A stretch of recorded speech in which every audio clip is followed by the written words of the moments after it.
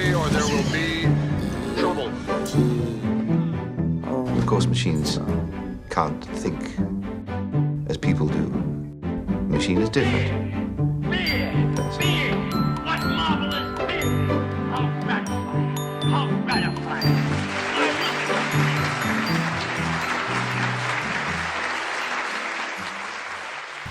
Thank you. Thanks for the applause. I'm not used to people clapping when I actually walk in front of a group to talk. I am a professor of psychology, and so I thought about what I would do, and I was thinking, how much do people know about this experiment? And I decided some of you probably know a lot, but some of you probably don't, so I don't want to give away all the stuff that's supposed to happen in the experiment. But this film is about the Stanford Prison Experiment, which is a very classic experiment in psychology. It's in all the psychology textbooks, the Psych 101 books, and very well known. It is set in Stanford University in the 1970s. And basically what's happening is Phil Zimbardo decided he wanted to look at power and authority, and he took a bunch of Stanford University students and had them take the roles of guards and prisoners. So all of you saw that in the trailer, so I'm not giving anything away. And basically they were in the basement of Stanford.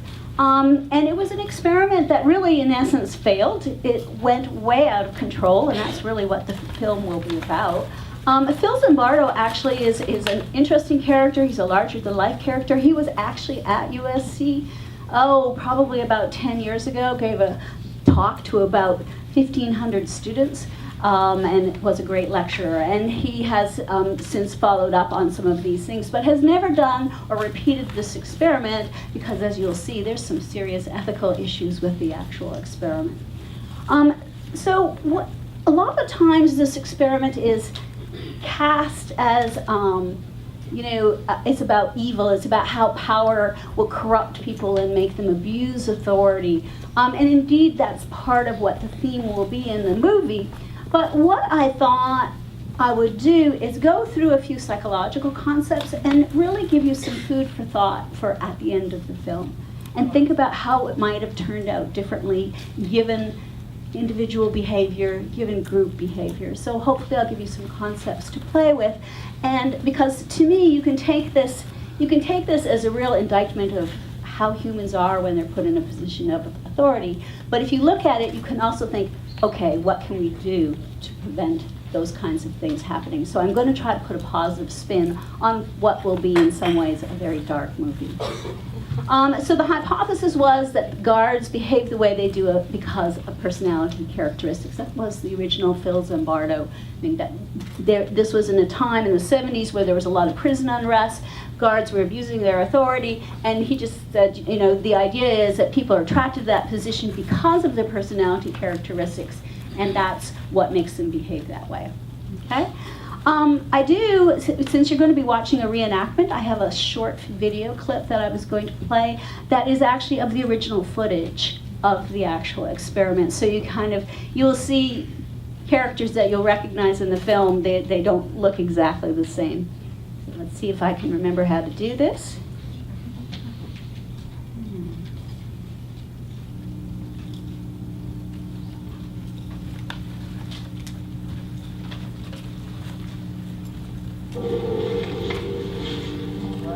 Looking at this reminds me of the Stanford Prison Experiment, which I did a number of years ago. In many ways, it's very similar. In 1971, Phil Zimbardo conducted a revolutionary experiment here in the bowels of Stanford University. It rocked the world of psychology. A group of students were divided randomly into prisoners and guards and forced to live in a makeshift jail. The prisoners immediately became submissive, and the guards became cruel. We analyzed the behavior of each of the groups, each of the individuals, and by the end of the week, they were totally different creatures. Dave Escherman was 17 at the time of the experiment. He was to become the ringleader of the guards, showing the cruelest and most sadistic behavior.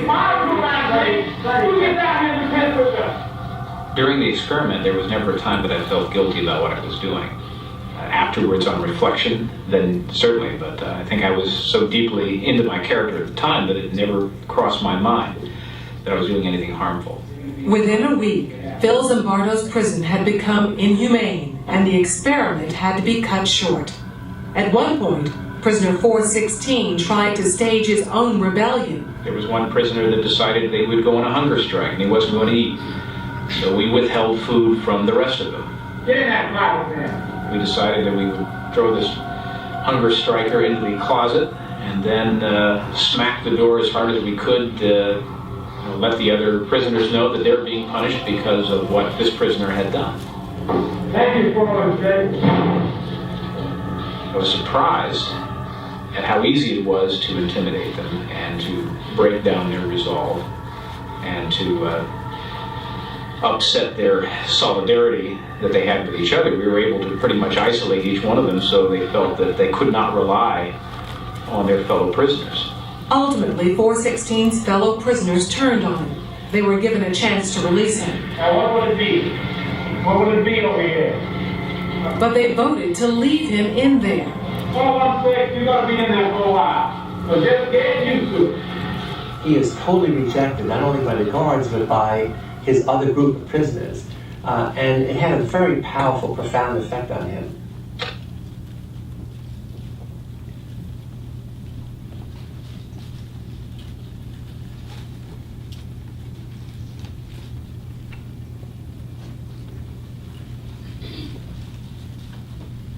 So what I want to talk about are just a few psychological concepts that I want you to consider while you're watching the movie and think about kind of how they influenced a lot of the behavior.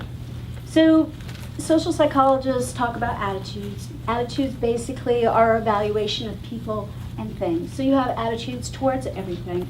But our attitudes, interestingly enough, affect our behavior, and everybody thinks of that as affecting our behavior, but behavior affects our attitudes, okay? And so when you behave in a certain way, that alters your attitudes towards whatever you're dealing with. We'll call some of that cognitive dissonance. So if you behave in a way that is inconsistent with perhaps the way you view yourself, there's a tendency then to adapt your attitude to excuse your behavior, okay?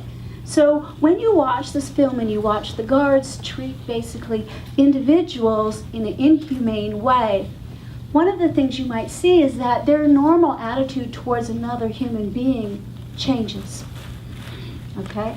And so they've altered their attitude towards that group of people. And so I want you to think a little bit about that as people are going through that particular experience. Stereotypes play into this. So all of us have stereotypes. There's not a single person in this room who doesn't have a stereotype. You have multiple stereotypes. You have an in-group and you have an out-group. You have people who you view as like yourself, and you have people who you view as different than you. Now, as I said, we all have stereotypes. When the stereotypes become strong and negative and rigid, that's when you have discrimination and prejudice, okay?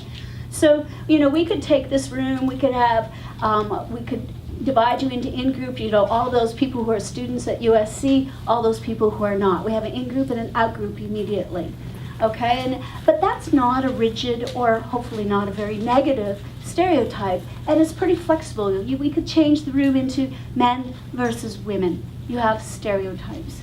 But again, hopefully not rigid, hopefully fairly accepting of differences. But when they become extreme, when they become very, very negative, what happens is what social psychologists often will talk about as extreme outgroups. What happens when you view an outgroup, people different than you, as with disgust and with negativity?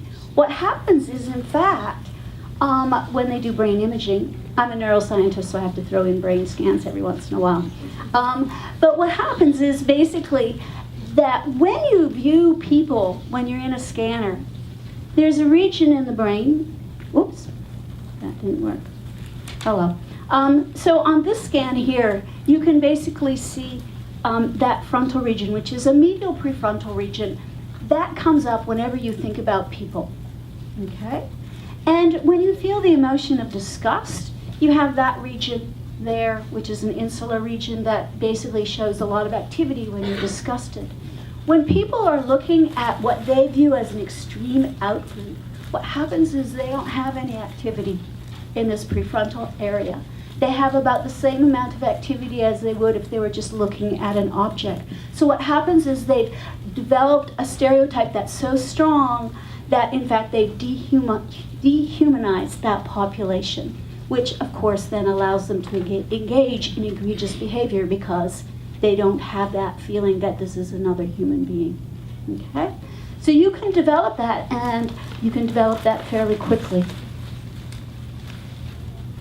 So again, there's attributions, so they're a little bit different than attitudes. Here it's basically how do you explain your behavior. Okay? You have internal versus external attributions. We tend to basically look at individuals and first of all have a self-serving bias. We basically tend, if we do something negative, okay, what happens is we tend to think that it's due to external circumstances. When someone else does something negative, we assume it's because something internal to them, okay? So I have a picture of a car accident here, and the reason is because this is a classic one, right? So when you get in a car accident, why is that? It's a mistake. The other driver pulled in front of you. They did something wrong. Okay, but when you see someone who hits you in an accident, they're a lousy driver. They don't know how to drive. It's internal. Okay, so I hear some giggles because all of us kind of do that. Everybody is a great driver, and the other drivers are not so great. Anyway, so we make those attributions all the time. I see people, well, of course. But when you're in a situation like this prison experiment, I want you to think about how you're attributing your behavior, basically. If you're behaving badly, there is a tendency to make, well, I had to do it. It was that circumstance. I was made to do it. Okay? Whereas, as well, the other individuals, for example, the prisoners who are acting in kind of a way that's perhaps rebellious, well, it's something negative about them. Okay? This is going to feed into your stereotypes, and it's going to feed into your attitudes. We have very strongly a belief in a just world, which is, unfortunately, we tend to blame the victims, again, because we think what's happening to them is because of something internal to them. So something bad happens to somebody, it's their fault. Okay? So in this circumstance, you have prisoners so it's their fault. It's something internal to them. All of that can blend into stereotypes and blend into dehumanizing. And finally, conformity. There's classic Milgram's experiment. Some of you may have heard, so those of you in psychology have heard about, but where you literally can convince people to shock other individuals because they're conforming to a leader. Okay? And so that's coming. This film has a very strong leader in the guard group, and I want you to think about what's happening there and how that influences people's behavior. Okay? The influence of others basically is huge. And finally, we have something called groupthink. The social psychologists look at all these things. But groupthink occurs when you have a group decision-making process that's flawed, that's dysfunctional. Okay? And when you get groupthink, you most often get it when there's a strong leader with a strong group of people who identify with each other. And as you'll see in this particular experiment, it is set up to exactly have that. Okay? So these are just psychology concepts that I wanted to go through. I wanted to mention, so this experiment is not considered a good experiment. It has some serious flaws in it. There's serious ethical flaws, and that will be a theme in the movie. Okay? Phil Zimbardo gets involved in the actual experiment, which is never a good thing for an experimenter to do. It's a very small sample. Okay, this is potentially they're self-selected. They volunteered to be in the experiment, so you don't know what would happen with randomly selected individuals. They're all white, they're all middle class, they're all male. Should put that in there as well. So we don't know what the impact that has on the experiment. And so you don't have any replications. It's a classic experiment. We talk about it with Psych 101 all the time. But you know, there have been some attempts to do some mild replications, but never quite to the degree of this, because it is unethical to do. Okay, and so a lot of flaws in the experiment, but nevertheless very intriguing. Really kind of made people think through what could happen when people are put in a position of authority. So what if, as you watch this movie, that's what I want you to think. What if it had been a bit different? Okay. So what if the stereotypes had been different? These people had stereotypes of prisons, and they had prisoners and stereotypes of guards. What if they had a different? What if somebody in the guard group actually had a favorite uncle who was a prison guard? Okay, and had a different stereotype, or perhaps a milder one. What if some of the guards refused to conform? We know that when people conform, if just one person chooses to do something different, a lot of times others will as well. Okay? What if the prisoners weren't even allowed to be called by their name? Okay, you'll see a lot of dehumanizing here. What if you actually made them more like people? What if there was less strong leadership among the guards? As I said, emerges a strong leader in the guards that really influences the way the experiment turned out, I think. And so what would make this situation different than it was? And to me, that is kind of, social psychology in general tends to look at the negative, steamy side of people, the evil side. But you can take it and turn it the other way and say, okay, if we know this, how do you make something turn out more positively? Okay? And it's possible that that could have happened in this situation. You wouldn't be watching a movie about it if that's what had happened. But it's, I think, a really interesting thing to think about as you go through the movie. Okay? So I thank you for your attention and enjoy the movie.